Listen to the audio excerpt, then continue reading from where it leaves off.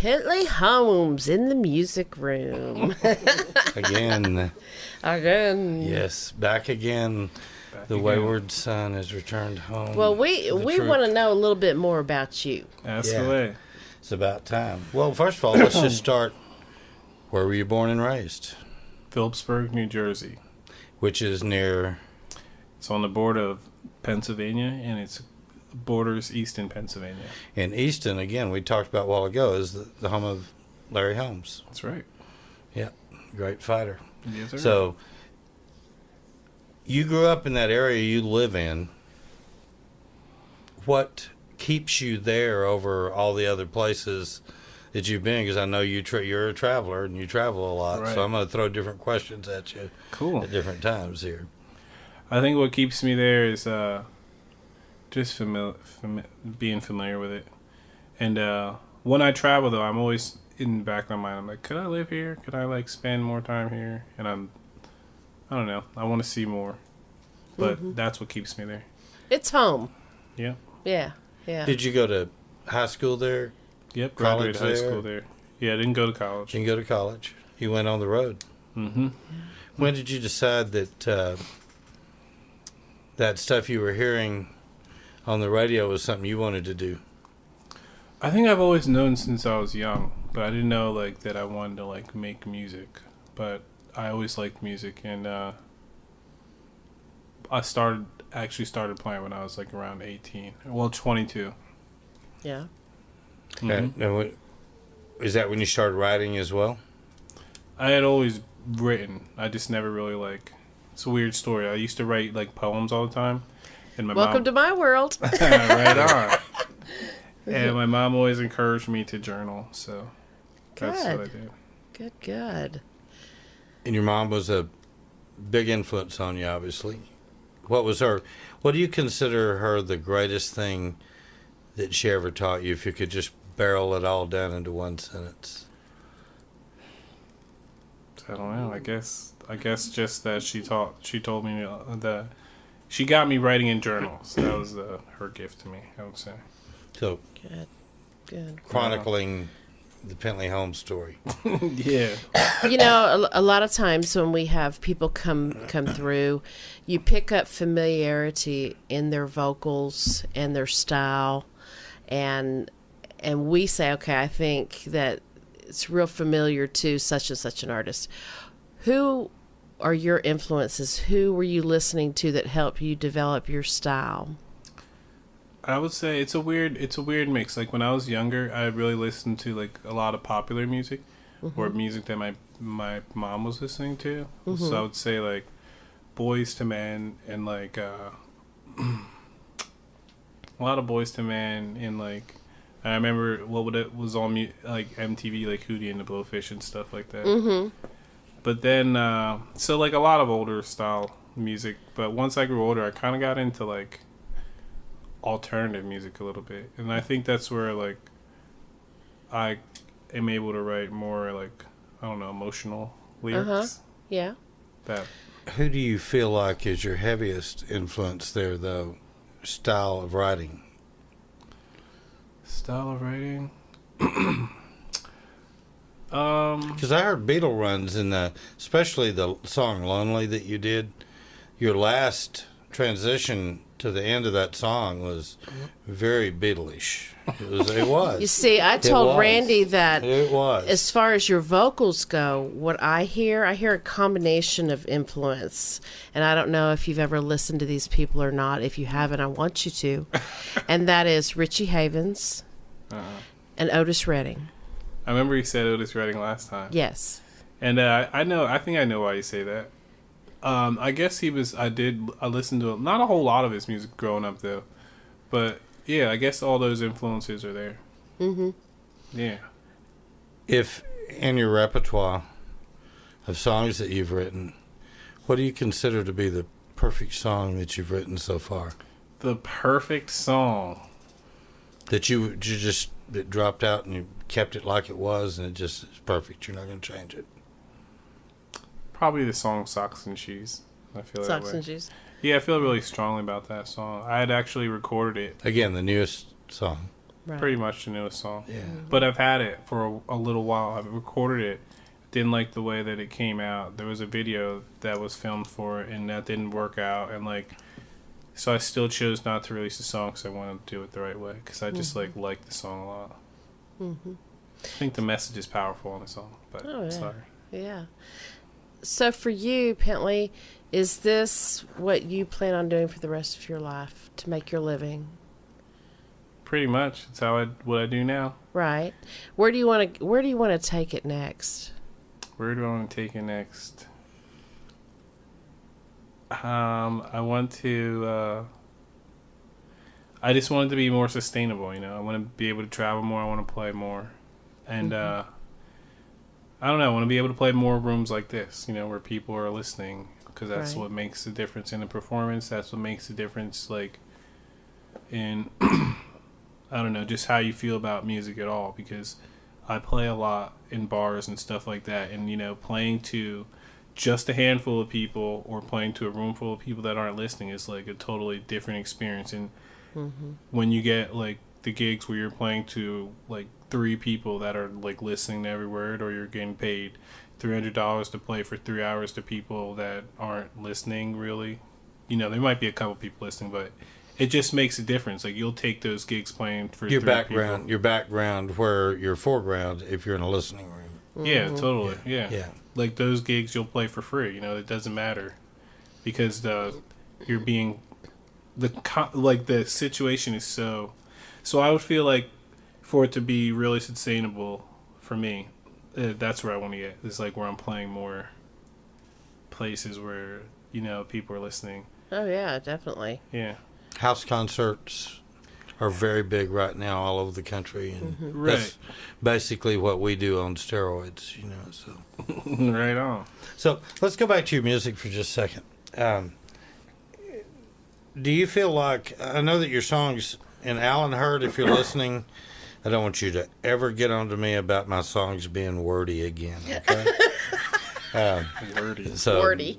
So Lots of words. Alan gets on me all the time. I'll say, you know, I'll record this song of mine. He said, too many words in it. I can't. But you've got a lot of words in your song. Yeah. Do I? Yeah, and that being, do you write dominantly your lyrics first and then hunt for melody, or vice versa, or same time, or how does it What work? I do is, it's a great question. Everyone always asks me that. And I feel like a lot of people want to know that even when they're asking other artists. So I journal a lot, so I tend to write down things so I remember how I'm feeling, and then like I'll go through and read something later. Could have been from a while ago or whatever. And, you know, it's pretty much already there, and I'm trying to figure out how I can make the story like more lyrical sounding, or put it together into 2-3 minute song. And I think that's why there's so many words. But like, you use the word feelings instead of thoughts. Big difference. Yeah. And that's what leads to songs. Right. I want you to feel the music. Yeah. Yeah. Yeah. Yeah. Absolutely.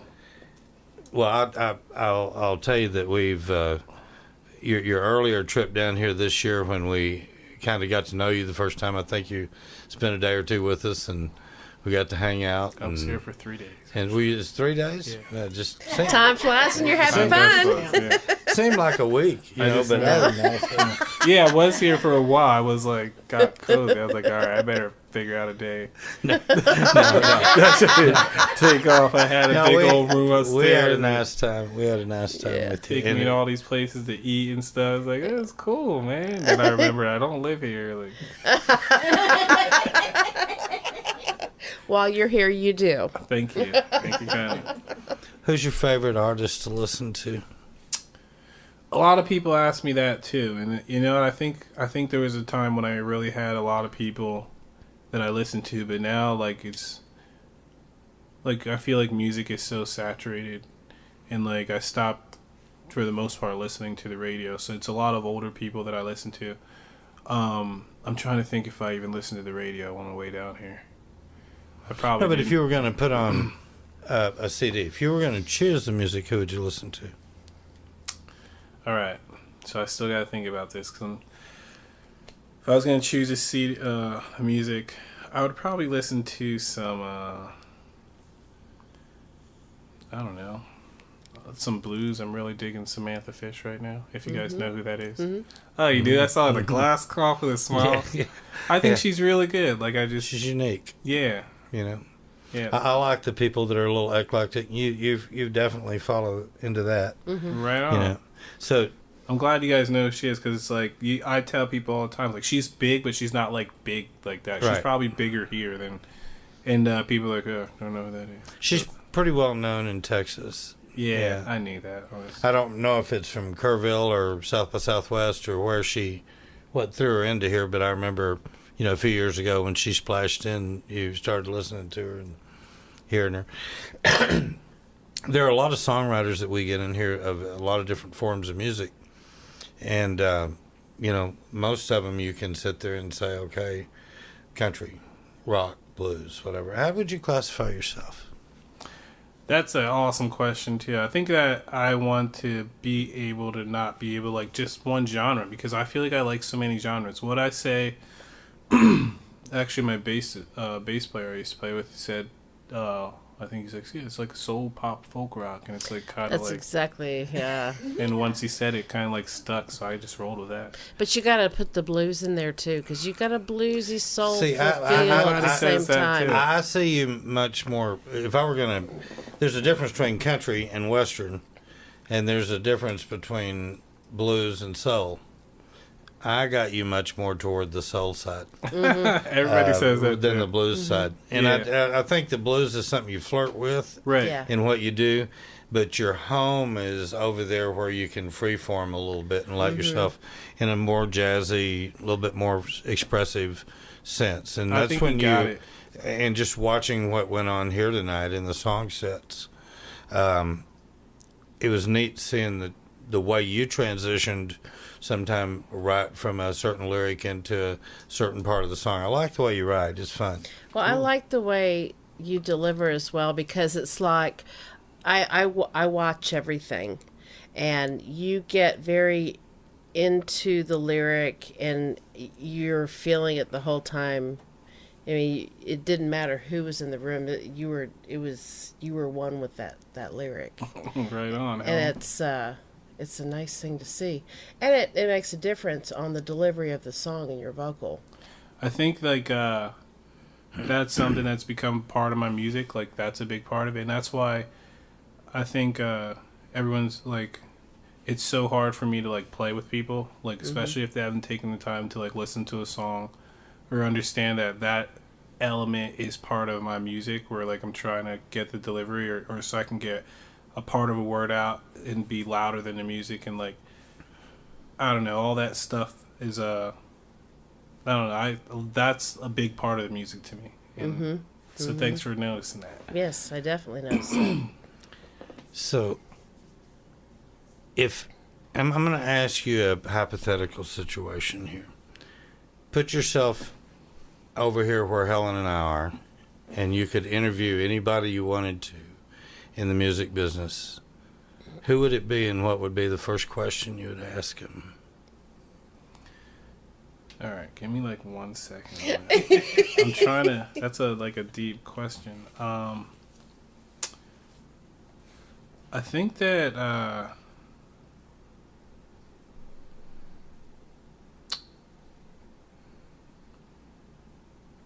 yeah, I could answer this question if I wasn't on the spot. I feel like, but Take your time. It's okay. there was someone. Oh, you know what? There's Are you guys familiar with Andrew Bird? Yes.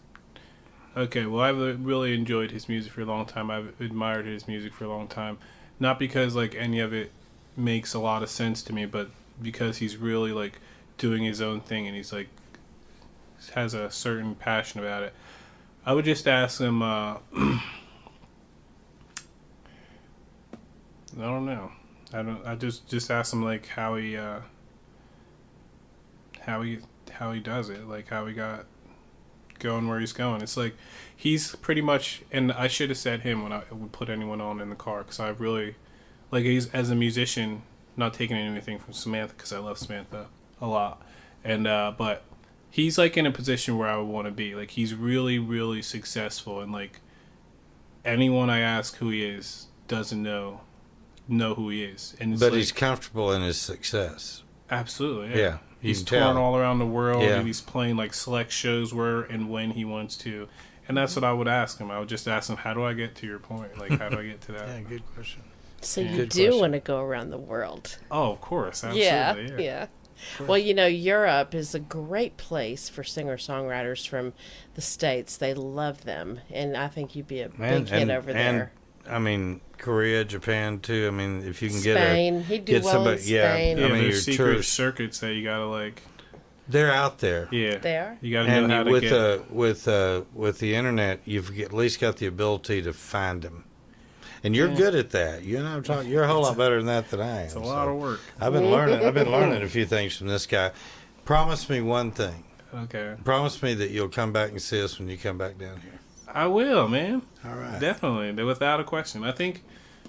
I don't know. This Amarillo was the first place I played in Texas, but then that was after I did my first tour, and then we got in touch with you guys, and then that was the second time that I come to Texas, and we like.